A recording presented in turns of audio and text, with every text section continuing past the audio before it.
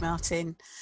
For those of you that don't know Buckinghamshire Business First, we first came into existence back in 2011, and we bring businesses together to support each other and to do what we can to support the growth of our local economy. We're what's known as a growth hub, and there are 38 of us in the UK, although we're all quite different.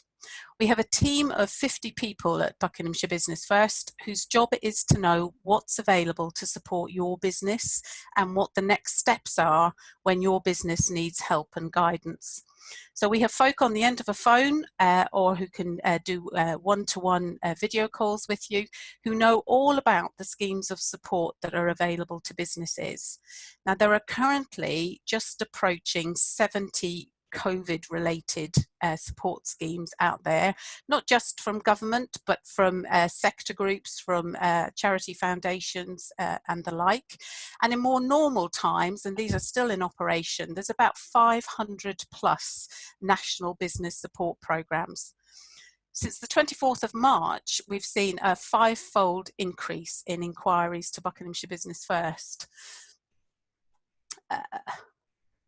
When a business gets in touch with Buckinghamshire Business First, we can work together on the key actions that need to be taken to protect that particular business. We're here when you as a business leader need someone to talk to. Even if all the answers aren't known, possibilities can be explored together. Hopefully, we're a source of comfort to a lot of local businesses, especially during this current crisis. At our core in Buckinghamshire Business First, we have a community of businesses helping other businesses. So currently, we have over 370 offers that have been listed on the Buckinghamshire Business First website by professional experts and our advisors for any businesses who are in distress, and any business in Buckinghamshire can take advantage of those offers. We've got free webinars hosted by professional experts that are available to book via the BBF website, or they can be watched via the webinar library. And they cover a whole host of topics, including CBILS, employee support, directors' duties, and all such related topics. We have a regular Twitter Q&A, which allows local experts to answer questions directly, and you can see a roundup of those Q&A sessions so far, again, on the website. We do newsletter articles that have been written to help businesses with frequently asked questions, and we've been working with local experts to build a bank of frequently asked questions on the website. So headlines this week. Given the ever-evolving nature of the situation and the ongoing refinement of government initiatives, some of the headlines and concerns raised by businesses one week will subsequently be addressed. And that's the beauty of feeding into organisations like Buckinghamshire Business First, like the Bidcos if you're in High Wycombe, like the Town Centre Partnership if you're in Aylesbury, like the Federation of Small Businesses, the IOD. We can get your voice heard by government. So it prevents you feeling as if you're a sole voice out there. New top-up funding announced for local authorities on the 2nd of May, so the discretionary grants that you may have heard of. These are aimed at small businesses with fixed property costs who are largely outside of the rate system. And that's a group that we've long been highlighting to government that had been slipping through the support net. Businesses who furloughed staff have generally been impressed with the speed and efficiency of the payments via HMRC. And now we know that that scheme is extending to October, and there will be part-time options available as well, which again was something that we were campaigning for with government. Difficulties appear to remain, however, with banks and insurers. Although the bounce back loans, which were announced, which went operational, I think, on the 6th of May, they seem very popular, and first applications made on that Monday, on the 6th of May. We've been hearing from businesses that funding was in their account on the Tuesday, on the Tuesday of that same week. So currently very good feedback on bounce back loans. Businesses that have closed premises or paused work are starting to plan how they will reopen and what measures they need to put in place. And the feasibility and financial viability seems to vary from sector to sector. So many of the issues being raised remain the same week on week. So it's around ineligibility for support, conflicts with landlords regarding rent, difficulties with banks, insurers, administrative issues regarding accessing grants and funding. Small businesses who've been hit hard and have been unable to access grants or loans because they're not in the rate system, but are still needing to pay ongoing costs like rent, utilities, insurance, vehicle rental, website hosting, etc., etc. Now we're hoping that the discretionary grant, and we've not yet had the full guidance on it, but we're hoping that that grant will support some of these businesses. For many of these firms, it's only feasible to carry on paying these fixed costs for a few months with an ever declining income stream. The other challenge is customers not paying outstanding bills. That's also now coming up as a significant worry. Local businesses who've had to close as a result of COVID-19 are starting to articulate the difficulties they anticipate restarting operations when the lockdown period ends. So currently we've got the guidance that says if you can work from home, you should work from home. But from today, of course, businesses can start to bring their workforces back. So feedback into Buckinghamshire Business First is raising concerns around the cleaning and hygiene measures that are going to have to be implemented, so the associated cost and time required there. The fact that social distancing is going to be very difficult or in some cases impossible. And actually, what do we do about passenger transport, small offices, bars, etc.? The social distancing of customers and staff for some businesses will require a reduction in customer numbers that will simply make some businesses financially unviable. So again, that needs to be looked at. Difficulties in creating an atmosphere or a hands-on experience. So for our pubs, our restaurants, our visitor attractions, that's an issue. And difficulties attracting older volunteer staff into operations. These are, these are a group of people who are finding it difficult to come back into the workplace. An overarching concern for tourism and hospitality businesses is how long it's going to take for consumer confidence to return, both in terms of spend and willingness to mix with other people. The construction industry is seemingly more confident, while companies may not make profits this year and construction project timescales may be elongated as a result of social distancing. Employers believe that the draft government guidance is workable and that construction sites should be operational soon. So the recovery strategy that the government published on Monday outlines some adjustments to the current social distancing controls that are crucial for businesses and employers to understand.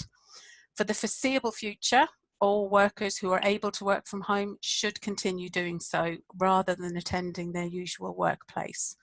And anyone who has symptoms of the virus or is in a household where someone has got symptoms, they should still isolate at home. However, from today, all workers who can't work from home can travel to work if their workplace is open. For example, those working in construction, manufacturing, distribution and production, although it's not limited to those sectors. Employers will have a duty to assess and manage risks to their employees' safety in the workplace, and the government will be releasing COVID-19 secure guidelines later this week, detailing the measures that must be taken to minimise the risk of infection in the workplace. So employers should implement these practices as soon as possible, and this may mean having to adapt working spaces to ensure all staff are able to stay 2-metre distance apart, keeping the environment well ventilated for them, and ensuring that all staff have access to protective equipment and facilities to wash and sanitise their hands regularly throughout the day. So I think employers need to continue taking a flexible approach, and may need to think about adjusting shift patterns and start and finish times to help staff avoid the rush hour, and to split people into smaller contained teams and minimise the need for face-to-face meetings, as we're all doing now, to limit the number of people that each staff member may have to come into contact with. So there'll be regular updates to that, no doubt, as we go through this week. In short, the grant support that's available consists of the two grant schemes that are administered from the local authority, so the Small Business Grant Fund and the Retail, Hospitality and Leisure Grant Fund, and further details of those schemes are on the local authority website. And we've mentioned now the third scheme that was announced on the 2nd of May, which is additional funding for business to help businesses with fixed property costs, but who were outside of the rate system. By the close of play on at the end of last week, I think but Martin can correct me on this, I think the local authority had paid out 78% of the grant funding that it had received to distribute. So of the 7,582 rateable units of property that were identified in Bucks as being in scope, 6,246 applications have been received. That means there's over 1,300 businesses who are yet to claim those grants. So I would make the shout out, and I know Martin has before, so there's 13 businesses out there who've made a conscious or unconscious move not to claim, and actually if you're entitled to those grants, please put in an application. The money is there and allocated for your use. The Buckinghamshire Business Resilience and Recovery Fund, so that fund was set up back at the end of March and is a partnership between the Buckinghamshire Local Enterprise Partnership, Buckinghamshire Business First and the Council. We're administering that fund, and grants of up to £10,000 are available to support businesses to look at their models and to make sure they're resilient to go into recovery post the COVID crisis. We expect that fund to help employers safeguard jobs or create new jobs or to take new products to market. And it can match fund any recovery projects to ensure the continued resilience of any business. Just a couple of examples of businesses who are getting through COVID and have switched production and what they're doing. So we've got the British Honey Company, for any of you that don't know it, based in Worminghall near Aylesbury. They've made significant sales from its alcohol sanitizer since the end of March launch. So they've made in excess now of £500,000 worth of sales in sanitizer, more than offsetting the decline in revenues from the company's core product. We have the Cobham Group over there on a site in Marlow, who've modified their existing hardware, which is normally used for oxygen systems in military aircraft, and is now being used they've created an air pressure regulator, which can be used within a ventilator system to control the flow of oxygen to patients. And we have the Global Infusion Group, who've got offices and units in Aylesbury and Chesham, usually providing catering at venues, TV studios and events, now supplying into the NHS, quickly adapted their operations and feeding key workers on the front line. So to sum up, COVID-19 and its effect on local businesses, it's been an extremely, and continues to be, an extremely worrying time for businesses. We're in the eye of the storm, a global pandemic, and we suspect the consequential financial meltdown. As managers and business owners, we're suddenly faced with the need to save or rescue our businesses in one of the most challenging environments that we will ever face.